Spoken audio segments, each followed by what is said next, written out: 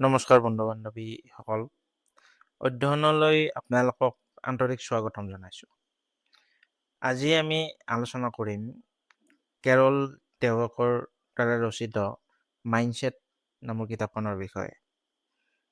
এই কিতাপখনে আমাৰ মানসিকতাক নতুনকৈ বুজিবলৈ এটা স্পষ্ট আৰু শক্তিশালী দৃষ্টিভংগী আগবঢ়ায়।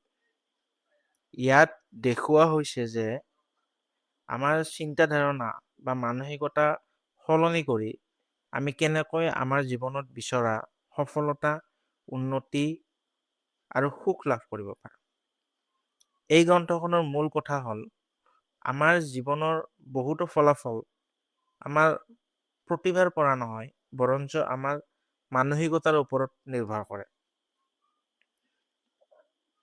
আগবাঢ়ি যোৱাৰ আগতে যদি আপুনি এতিয়াও আমাৰ চেনেলটো ছাবস্ক্ৰাইব কৰা নাই, তেন্তে অনুগ্ৰহ কৰি চেনেলটো ছাবস্ক্ৰাইব কৰিব আৰু ভিডিঅ'টো লাইক কৰি দিব। আপোনাৰ এই সৰু সহায়ে আমাক অধিক ভাল কণ্টেণ্ট বনাবলৈ প্ৰেৰণা দিয়ে। এই কিতাপখনৰ লেখিকা কেৰল দেৱক 1946 চনৰ 17 অক্টোবৰত জন্মগ্ৰহণ কৰা এগৰাকী বিশ্বপ্ৰসিদ্ধ মনোবিজ্ঞানী আৰু গৱেষক। তেখেতে বহুতো প্ৰখ্যাত সংগঠন আৰু শিক্ষানুষ্ঠানৰ সৈতে কাম কৰিছে। তেওঁৰ গৱেষণা নিউয়ৰ্ক টাইমছ, দি ৱাশ্বিংটন পোষ্ট আৰু দি বষ্টন গ্লোব আদি বিখ্যাত মাধ্যমত বহুলভাৱে প্ৰশংসা লাভ কৰিছে। মানসিকতা আৰু ব্যক্তিগত বিকাশৰ ক্ষেত্ৰত তেওঁ কেইবাখনো গুৰুত্বপূৰ্ণ গ্ৰন্থ লিখিছে। এই কিতাপখনত আপুনি শিকিব পাৰিব যে আমাৰ বিশ্বাস আৰু চিন্তাধাৰাই আমাৰ জীৱনক কেনেকৈ গঢ় দিয়ে। আপুনি দেখিব যে যিসকল ব্যক্তিক আজিৰ দিনত মহান বুলি গণ্য কৰা হয়, সেয়া ক্ৰিয়া, ব্যৱসায় বা আন যিকোনো ক্ষেত্ৰতেই হওক, তেওঁলোক একেদিনতে সফল হোৱা নাছিল।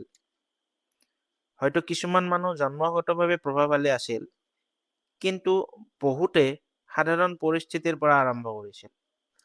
তেওঁলোকৰ সফলতাৰ মূল কাৰণ আছিল তেওঁলোকৰ মানসিকতাৰ পৰিৱৰ্তন। প্ৰথমতে তেওঁলোকৰ চিন্তাধাৰা স্থিৰ অৰ্থাৎ ফিক্স মাইণ্ডছেট আছিল, কিন্তু পিছত তেওঁলোকে বৃদ্ধিমুখী মানসিকতা অৰ্থাৎ গ্ৰোথ মাইণ্ডছেট গঢ়ি তুলিছিল। এই মানসিকতাৰ জৰিয়তে তেওঁলোকে বিফলতাক শিক্ষা হিচাপে গ্ৰহণ কৰিছিল আৰু ধৈৰ্য, পৰিশ্ৰম আৰু অধ্যাৱসায়ৰ দ্বাৰা আগবাঢ়ি গৈছিল। এই কিতাপখনৰ জৰিয়তে আপুনি জানিব পাৰিব এজন ব্যক্তিক আন এজনৰ পৰা কিহে পৃথক কৰে, ইতিবাচক আৰু নেতিবাচক মানসিকতাই আমাৰ জীৱনৰ পথ কেনেকৈ নিৰ্ধাৰণ কৰে আৰু কেনেকৈ আমি নিজৰ ভিতৰত ইতিবাচক তথা বৃদ্ধিমুখী মানসিকতা গঢ়ি তুলিব পাৰোঁ। এই গ্ৰন্থখন বহু গৱেষণা আৰু বাস্তৱ জীৱনৰ উদাহৰণৰ আধাৰত ৰচনা কৰা হৈছে, যাৰ বাবে ইয়াৰ শিক্ষা অতি বাস্তৱসন্মত আৰু প্ৰয়োগযোগ্য।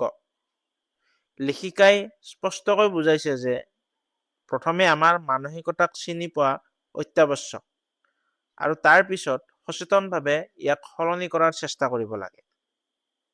গতিকে অধিক দেৰি নকৰি আহক আমি এই অমূল্য কিতাপখনৰ মূল শিক্ষাসমূহ একেলগে জানো আৰু আমাৰ জীৱনত প্ৰয়োগ কৰিবলৈ চেষ্টা কৰোঁ। অধ্যায় 1, মানসিকতা। লেখিকা কেৰল দেৱক যেতিয়া এগৰাকী কনিষ্ঠ গৱেষক আছিল, তেতিয়া তেখেতে মানুহে বিফলতাক কেনেকৈ লয় আৰু তাৰ সৈতে কেনেকৈ মোকাবিলা কৰে তাৰ ওপৰত গৱেষণা আৰম্ভ কৰিছিল। এই গৱেষণাৰ অংশ হিচাপে তেখেতে কিছুমান স্কুলীয়া ছাত্ৰ ছাত্ৰীক সমাধানৰ বাবে কিছুমান প্ৰহেলিকা অৰ্থাৎ পাজলছ দিছিলে। প্ৰথমে দিয়া পাজলছবোৰ যথেষ্ট সহজ আছিল আৰু ছাত্ৰ ছাত্ৰীসকলে আত্মবিশ্বাস লাভ কৰিছিল, কিন্তু তাৰ পিছত তেখেতে অলপ কঠিন পাজলছ আগবঢ়ালে।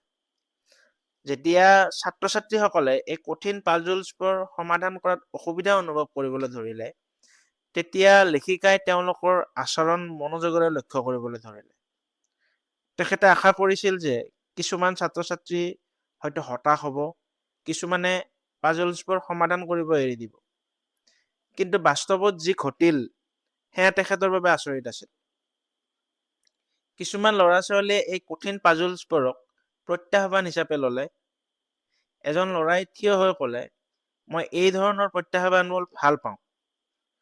আন এজনেও একে কথা ক'লে। এই দৃশ্য দেখি লেখিকা একেবাৰে স্তম্ভিত হৈ পৰিল, কাৰণ তেখেতে এই ধৰণৰ প্ৰতিক্ৰিয়া আশা কৰা নাছিল। সাধাৰণতে মানুহে বিফলতাক ভয় কৰে, কিন্তু এই ল'ৰা ছোৱালীবোৰে বিফলতাক এক প্ৰকাৰৰ সুযোগ বা উপহাৰ হিচাপে গ্ৰহণ কৰিছিল। এই অভিজ্ঞতাৰ পিছত এই ছাত্ৰ ছাত্ৰীসকল লেখিকাৰ বাবে এক নতুন আদৰ্শ হৈ পৰিল। তেখেতে জানিবলৈ আগ্ৰহী হৈ পৰিল কেনেধৰণৰ মানসিকতাই এই ল'ৰা ছোৱালীবোৰক বিফলতাৰ মাজতো আনন্দ আৰু শিক্ষা বিচাৰিবলৈ প্ৰেৰণা দিয়ে। কিয় তেওঁলোক নিৰুৎসাহিত হোৱা নাছিল?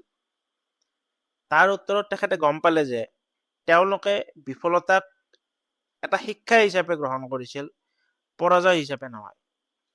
এতিয়া প্ৰশ্ন উঠে, মানুহৰ মাজত এনে পাৰ্থক্য কিয় দেখা যায়? মানৱ সমাজৰ আৰম্ভণিৰ পৰাই দেখা যায় যে মানুহে বেলেগ বেলেগ ধৰণে চিন্তা কৰে আৰু কাম কৰে। কিছুমান মানুহ অধিক বুদ্ধিমান যেন লাগে, আন কিছুমান কম। এইটো কিয় হয়? কিবা এটা আছে নেকি যিয়ে কিছুমান মানুহক স্থায়ীভাৱে অধিক স্মাৰ্ট কৰি তোলে? এই প্ৰশ্নৰ উত্তৰত বহু বিশেষজ্ঞই বিভিন্ন মতামত প্ৰকাশ কৰিছে। কিছুমানে কৈছে যে এইটো শাৰীৰিক গঠন বা জিনগত কাৰণৰ বাবে হয়, যেনে মগজুৰ গঠন, জিন আদি। আন কিছুমানে বিশ্বাস কৰে যে মানুহে যি পৰিৱেশত ডাঙৰ হয়, সেই পৰিৱেশেই তেওঁলোকক গঢ় দিয়ে। কিন্তু একে সময়তে বহু বিজ্ঞানীয়ে এইটোও কৈছে যে মানুহৰ সামৰ্থ্য তেওঁলোকে নিজে যিমান ভাবে তাতকৈ বহুত বেছি। আপোনাৰ পৰিৱেশ যিয়েই নহওক কিয়, সঠিক প্ৰশিক্ষণ, অভিজ্ঞতা আৰু অধ্যাৱসায়ৰ জৰিয়তে আপুনি নিজকে উন্নত কৰিব পাৰে। এইখিনিতে আহি পৰে দুই ধৰণৰ মানসিকতাৰ ধাৰণা। লেখিকাই নিজৰ প্ৰায় ৩০ বছৰ গৱেষণাৰ ভিত্তিত এইটো প্ৰকাশ কৰিছে যে আপুনি পৃথিৱীক কেনেদৰে দেখে, সেই দৃষ্টিভংগীয়ে আপোনাৰ জীৱন গঢ় দিয়ে। কিন্তু এটা সাধাৰণ বিশ্বাসে কেনেকৈ গোটেই জীৱনত ইমান ডাঙৰ প্ৰভাৱ পেলাব পাৰে। এইখিনিতে আমি দুই ধৰণৰ মানসিকতাৰ কথা জানো আহক। এক নম্বৰটো হ'ল স্থিৰ মানসিকতা, অৰ্থাৎ ফিক্সড মাইণ্ডছেট। এই মানসিকতা অনুসৰি মানুহে বিশ্বাস কৰে যে তেওঁৰ বুদ্ধিমত্তা, প্ৰতিভা আৰু ব্যক্তিত্বৰ নিৰ্দিষ্ট আৰু সলনি কৰিব নোৱাৰে। এই ধৰণৰ মানুহে সদায় নিজক প্ৰমাণ কৰিব বিচাৰে। তেওঁলোকে ভাবে যে সফল হ'বলৈ জন্মগতভাৱে যথেষ্ট প্ৰতিভাশালী হ'ব লাগিব। আমাৰ বহুতকে শৈশৱতে শিকোৱা হৈছিল যে স্মাৰ্ট হোৱা, বোবা নহবা। আনৰ সৈতে তুলনা কৰা হৈছিল। তোমাৰ বন্ধুৰ IQ বেছি বা সেইজন তোমাতকৈ বেছি স্মাৰ্ট। এই ধৰণৰ চিন্তাধাৰাই আমাৰ মনত এটা ভয় সৃষ্টি কৰে। বিফল হলে আমি অসফল ব্যক্তি বুলি প্ৰমাণিত হ'ম বুলি। এই মানসিকতাৰ মানুহৰ বাবে জীৱনটো যেন দুটা ভাগত বিভক্ত। হয় সফলতা, নহয় বিফলতা। হয় স্মাৰ্ট, নহয় বোবা। হয় গ্ৰহণযোগ্য, নহয় প্ৰত্যাখ্যাত। হয় জয়ী, নহয় পৰাস্ত। ফলস্বৰূপে তেওঁলোকে নতুন প্ৰত্যাহ্বান গ্ৰহণ কৰিবলৈ ভয় কৰে, কাৰণ বিফলতা তেওঁলোকৰ আত্মসন্মানত আঘাত কৰিব পাৰে। দুই নম্বৰটো হ'ল বৃদ্ধিৰ মানসিকতা, অৰ্থাৎ গ্ৰোথ মাইণ্ডছেট। এই মানসিকতা সম্পূৰ্ণ ভিন্ন। ইয়াত বিশ্বাস কৰা হয় যে মানুহৰ দক্ষতা, বুদ্ধিমত্তা আৰু প্ৰতিভা সময়ৰ সৈতে উন্নত কৰিব পাৰে। কঠোৰ পৰিশ্ৰম, সঠিক কৌশল আৰু আনৰ সহায়ৰ জৰিয়তে যিকোনো ব্যক্তি আগবাঢ়িব পাৰে। এই মানসিকতাৰ মানুহে ভাবে, মই এতিয়া নাজানো কিন্তু শিকিব পাৰে। তেওঁলোকে বিফলতাক ভয় নকৰে, বৰঞ্চ ইয়াক শিক্ষা হিচাপে গ্ৰহণ কৰে। হয়তো কিছুমান মানুহ আৰম্ভণিতে দুৰ্বল হয়, কিন্তু নিয়মীয়া অভ্যাস, অভিজ্ঞতা আৰু শিক্ষণৰ জৰিয়তে তেওঁলোকে নিজকে সলনি কৰিব পাৰে। তেওঁলোকে জানে যে যিকোনো গুণ আৰু দক্ষতা গঢ়ি তুলিব পাৰি যদি শিকাৰ আগ্ৰহ আৰু ধৈৰ্য থাকে। এই দৃষ্টিভংগীয়ে আমাক কিছুমান গুৰুত্বপূৰ্ণ প্ৰশ্নৰ সন্মুখীন কৰে। যেতিয়া আপুনি উন্নত হ'ব পাৰে, তেতিয়া মানুহক পতিয়ন নিয়াবলৈ আপোনাৰ শক্তি অপচয় কিয় কৰিব লাগে?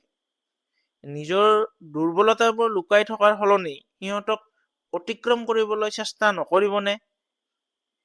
কিয় সেই মানুহৰ সৈতে থাকিব লাগে যিয়ে আপোনাৰ আত্মসন্মান কমায়, যেতিয়া আপুনি সেই সকলৰ সৈতে থাকিব পাৰে যিয়ে আপোনাক আগবাঢ়িবলৈ প্ৰেৰণা দিয়ে? আন মানুহৰ দেখুওৱা পথত খোজ দিবলৈ বাধ্য নহয়, আপুনি নিজেই নিজৰ পথ সৃষ্টি কৰিব পাৰে। আনকি যেতিয়া পৰিস্থিতি আপোনাৰ বিপৰীতে থাকে, তেতিয়াও নিজৰ লক্ষ্যৰ ফালে আগবাঢ়ি যোৱাৰ আগ্ৰহ আৰু সাহসে হৈছে প্ৰকৃত বৃদ্ধিৰ মানসিকতাৰ চিন। সেয়ে যদি আপুনি জীৱনত সঁচাকৈ আগবাঢ়িব বিচাৰিছে, তেন্তে নিজৰ মানসিকতা চিনাক্ত কৰক আৰু ইয়াক লাহে লাহে বৃদ্ধিমুখী দিশলৈ সলনি কৰক। ইয়ে আপোনাৰ সফলতাৰ প্ৰকৃত আৰম্ভণি। অধ্যায় 2, মানসিকতাৰ ভিতৰত। লেখিকা কেৰল ডেৱেকে সৰুতে নিজৰ ভৱিষ্যতৰ বিষয়ে কিছুমান কল্পনা কৰিছিল। তাই ভাবিছিল তাইৰ জীৱনৰ সংগীজন হ'ব সুদৰ্শন আৰু অত্যন্ত সফল এজন ব্যক্তি। একেদৰে নিজৰ কেৰিয়াৰৰ ক্ষেত্ৰতো তাই গ্লেমাৰাছ কিবা এটা বিচাৰিছিল, য'ত সফলতা থাকিব কিন্তু অতিশয় কঠিন বা ৰিস্কি নহ'ব। পিছলৈ জীৱনত আগবাঢ়ি গৈ লেখিকাই অনুভৱ কৰিলে যে তাইৰ সংগীজন সত্যতে এজন ভাল মানুহ, অনেকাংশত তাক কল্পনা কৰাৰ দৰে, কিন্তু তথাপিও তেওঁ নিখুঁত নাছিল। জীৱনত প্ৰত্যাহ্বান আছিল, কামত সমস্যাও আহিছিল, তথাপিও লেখিকা সন্তুষ্ট আছিল। কিয়? কাৰণ তাই নিজৰ মানসিকতা সলনি কৰিছিল। এই সলনি একেদিনতে হোৱা নাছিল। গৱেষণা আৰু কাম কৰি থাকোঁতে তেওঁ বুজি পাইছিল যে মানুহৰ মাজত দুটা ভিন্ন ধৰণৰ মানসিকতা থাকে। কিছুমান মানুহে নিজৰ সামৰ্থ্য প্ৰমাণ কৰিব বিচাৰে আৰু আন কিছুমানে নিজৰ সামৰ্থ্য বৃদ্ধি কৰিব বিচাৰে। এটা মানসিকতাই কয় মই যি সেয়া স্থিৰ, আৰু আনটোৱে কয় মই শিকি উন্নতি কৰিব পাৰোঁ।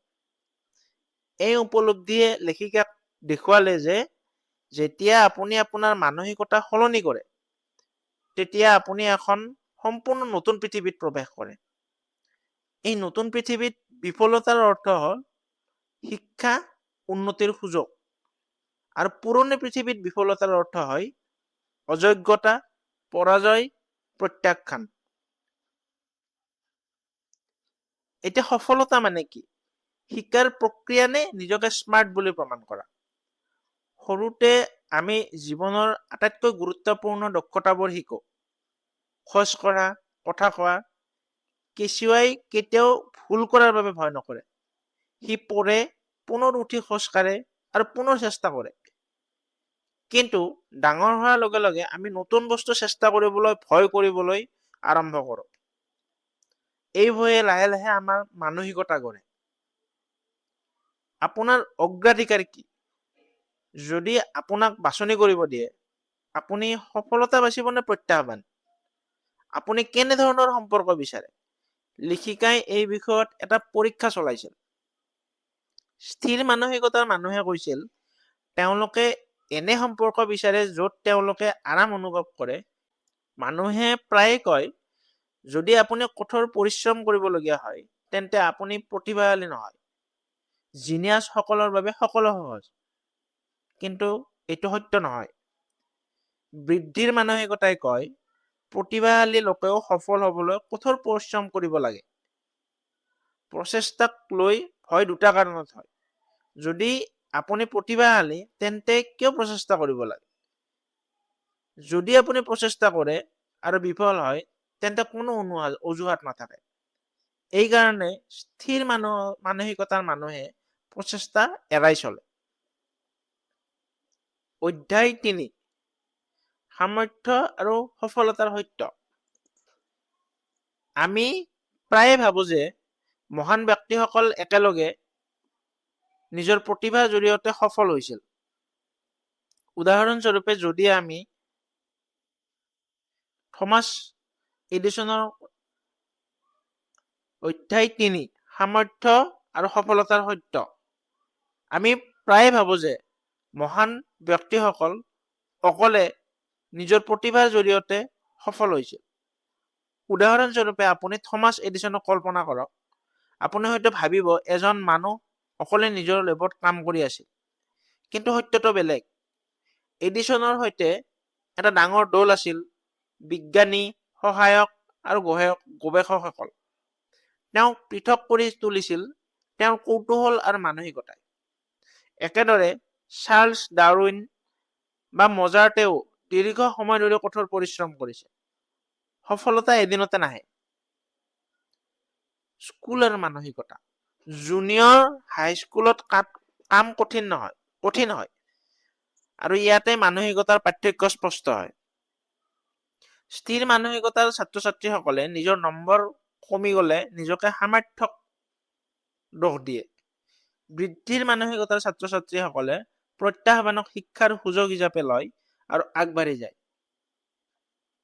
মানুহে ভাবে কিছুমান মানুহে স্বাভাৱিকতে ভাল আঁকে, কিন্তু লেখিকাই এডৱাৰ্ড নামৰ এজন শিক্ষকৰ পৰা শিকিলে অংকনৰ মূল কথা হ'ল ইয়াক সঠিকভাৱে দেখা, অৰ্থাৎ দক্ষতা শিকিব পাৰি। লেখিকাই এটা পৰীক্ষাত দেখুৱালে যে আপুনি প্ৰতিভাশালী বুলি প্ৰশংসা পোৱা ছাত্ৰ ছাত্ৰীসকলে প্ৰত্যাহ্বান এৰাই চলিছিল, আৰু আপুনি কঠোৰ পৰিশ্ৰম কৰিছে বুলি প্ৰশংসা পোৱা ছাত্ৰ ছাত্ৰীসকলে নতুন প্ৰত্যাহ্বান গ্ৰহণ কৰিছিল। সেয়েহে প্ৰশংসা সদায় গঠনমূলক হ'ব লাগে। অধ্যায় 4 ক্ৰীড়া আৰু চেম্পিয়নৰ মানসিকতা। ক্ৰীড়াত বহুতে বিশ্বাস কৰে সফলতা মানে স্বাভাৱিক প্ৰতিভা, কিন্তু বাস্তৱত মানসিকতাই অধিক গুৰুত্বপূৰ্ণ। বিলি বিন নামৰ এজন খেলুৱৈ আৰম্ভণিতে অত্যন্ত প্ৰতিভাশালী আছিল, কিন্তু তেওঁ স্থিৰ মানসিকতাৰ বাবে নিজৰ কেৰিয়াৰ আগবঢ়াব নোৱাৰিলে। আনহাতে কম প্ৰতিভাশালী বুলি গণ্য কৰা খেলুৱৈসকলে কঠোৰ পৰিশ্ৰম আৰু সঠিক মানসিকতাৰ জৰিয়তে আগবাঢ়িল। মাইকেল জৰ্ডান এই ক্ষেত্ৰত উৎকৃষ্ট উদাহৰণ। তেওঁ স্বাভাৱিক প্ৰতিভাৰ পৰা নহয়, বৰঞ্চ কঠোৰ পৰিশ্ৰমৰ দ্বাৰা মহান হৈছিল। চেম্পিয়নসকলে বিফলতাক শিক্ষা হিচাপে লয় আৰু আগবাঢ়ি যায়। অধ্যায় 5 ব্যৱসায়, নেতৃত্ব আৰু মানসিকতা। 2001 চনত এনৰন নামৰ এটা কোম্পানী ধ্বংস হৈছিল।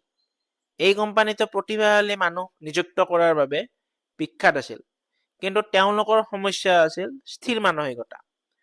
তেওঁলোকে নতুন কথা শিকিবলৈ আগ্ৰহী নাছিল আৰু শেষত ব্যৰ্থ হৈছিল। নেতৃত্ব আৰু মানসিকতা। সফল নেতাসকলে নিজকে প্ৰমাণ কৰিবলৈ চেষ্টা নকৰে। তেওঁলোকে শিকি থাকে, নিজৰ দলক উন্নত কৰে সম্পৰ্ক আৰু মানসিকতাৰ দ্বাৰা। স্থিৰ মানসিকতাৰ মানুহে ভাবে সম্পৰ্কটো নিখুঁত হ'ব লাগিব, আনহাতে বৃদ্ধিৰ মানসিকতাৰ মানুহে ভাবে সম্পৰ্কটো উন্নত কৰিব পাৰি।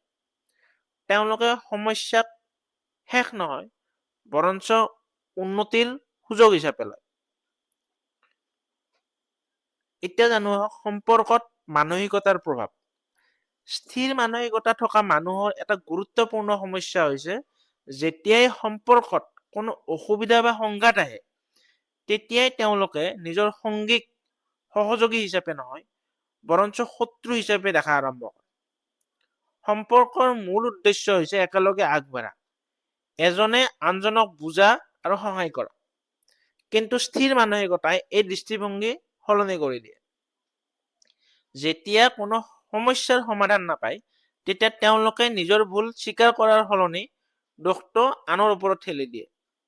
বিশেষকৈ সম্পৰ্কত কিবা ভুল হলে তেওঁলোকে নিজৰ সংগীকেই দোষ দিয়ে। তেওঁলোকৰ বাবে বিফলতা মানে কেৱল কোন দোষী এইটো বিচাৰ কৰা। স্থিৰ মানসিকতাৰ মানুহৰ বাবে ক্ষমা কৰা অত্যন্ত কঠিন। যদি কোনোবাই তেওঁলোকক নাকচ কৰে বা সমালোচনা কৰে, তেন্তে তেওঁলোকে তাক ব্যক্তিগত আঘাত হিচাপে লয়। তেওঁলোকে অনুভৱ কৰে যে তেওঁলোকক কোৱা হৈছে যেনে তুমি ভাল নহয় বা তুমি যথেষ্ট নহয়। ইয়াৰ ফলত সম্পৰ্কত এক অদ্ভুত মানসিক দ্বন্দ্বৰ সৃষ্টি হয়। যদি তেওঁলোকে নিজৰ সংগীক এজন ভাল মানুহ হিচাপে দেখে, তেন্তে তেওঁলোকে নিজকে বেয়া মানুহ বুলি ভাবিবলৈ আৰম্ভ কৰে। তেওঁলোকে ভাবে যদি মোৰ সংগী ভাল, তেন্তে এই সম্পৰ্কটো মোৰ বাবেই নষ্ট হৈছে। এই ধৰণৰ চিন্তাধাৰাই আত্মবিশ্বাস কমাই দিয়ে আৰু সম্পৰ্কটো অধিক জটিল কৰি তোলে। এই একেধৰণৰ চিন্তাধাৰা পিতৃ-মাতৃ আৰু সন্তানৰ সম্পৰ্কতো দেখা যায়। যেতিয়া পিতৃ-মাতৃয়ে যথেষ্ট সহায় কৰে কিন্তু সন্তানে ভাল প্ৰদৰ্শন কৰিব নোৱাৰে, তেতিয়া সন্তানৰ মনত এনে ভাৱনা আহে, মোৰ মা-দেউতাই ইমান সহায় কৰিছে তথাপিও মই সফল নহওঁ, তেন্তে মোৰ ভিতৰতে নিশ্চয় কিবা অভাৱ আছে। এইটো লাহে লাহে আত্মসন্দেহলৈ পৰিণত হয়। স্থিৰ মানসিকতাৰ আন এটা গুৰুত্বপূৰ্ণ লক্ষণ হৈছে সম্পৰ্কৰ ভিতৰত প্ৰতিযোগিতা।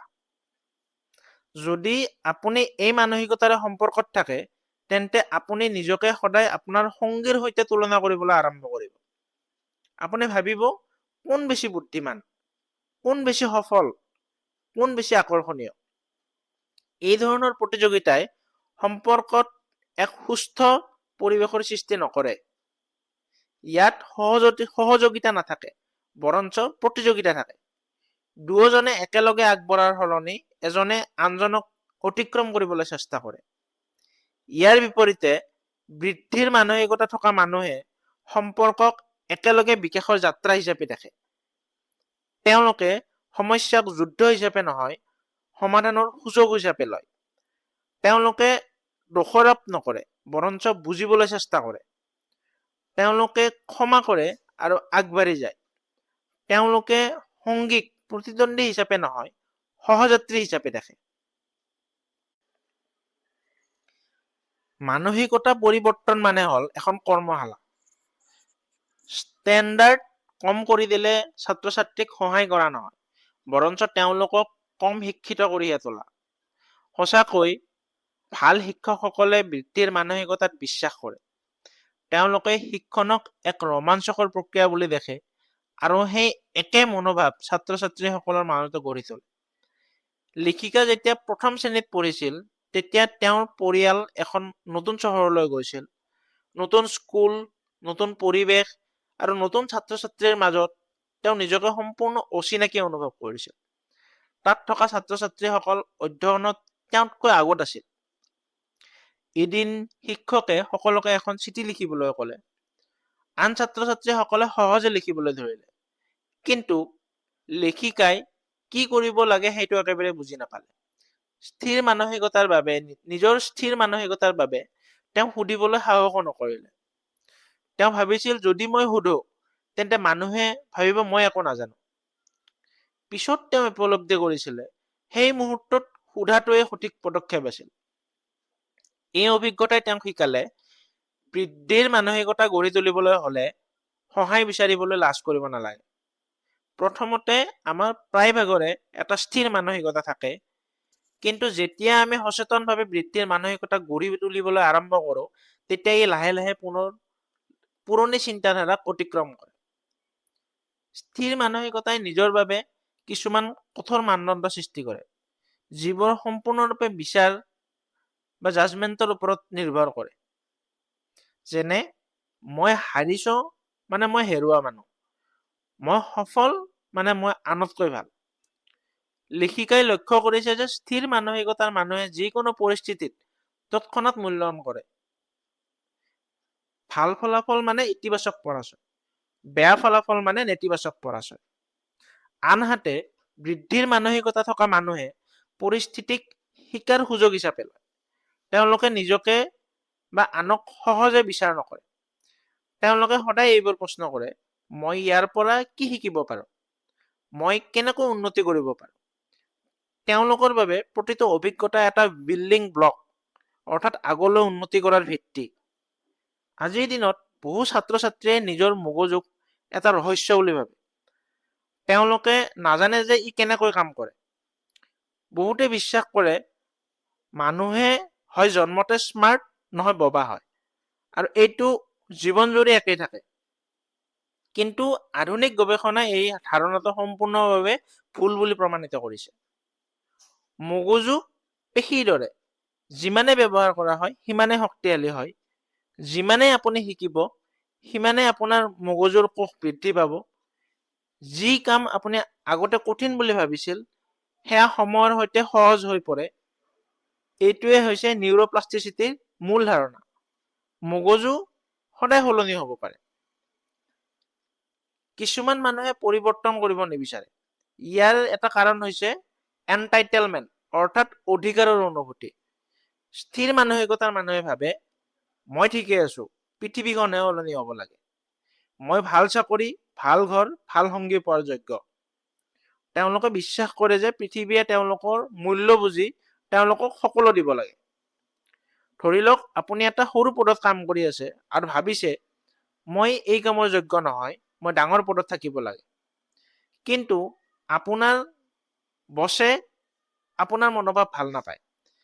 যেতিয়া তেওঁক দায়িত্ব ল'ব পৰা মানুহ লাগে তেতিয়া তেওঁ আপোনাক নাচায়, আৰু প্ৰমোচনৰ সময়ত আপুনি সুযোগ নাপায়।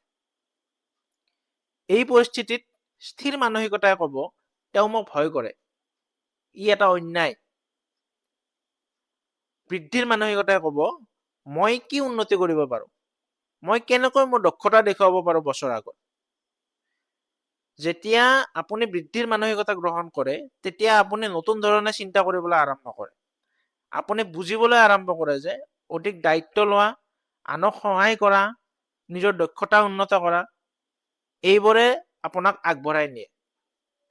আপুনি লাহে লাহে আপোনাৰ কামৰ ক্ষেত্ৰত অধিক অভিজ্ঞতা লাভ কৰে আৰু আগলৈ ভাল সুযোগ লাভ কৰাৰ সম্ভাৱনাও বাঢ়ে।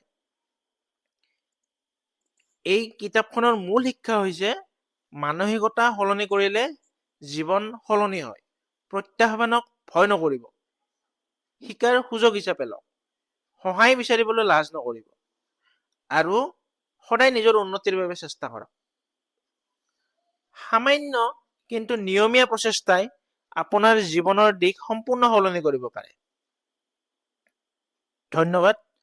যদি আপুনি এই সাৰাংশটো ভাল পাইছে তেন্তে লাইক কৰিব, আমাৰ চেনেলটো ছাবস্ক্ৰাইব কৰক, আৰু তলত কমেণ্ট কৰি আপোনাৰ মতামত শ্বেয়াৰ কৰক। আপোনাৰ মতামত আমাৰ বাবে অতি গুৰুত্বপূৰ্ণ আৰু ই আমাক উন্নত বিষয়বস্তু সৃষ্টি কৰাত সহায় কৰে। আহক আমি আমাৰ চিন্তাৰ সৈতে মিলি এখন নতুন আৰু উন্নত পৃথিৱী সৃষ্টি কৰোঁ। জয় আই অসম।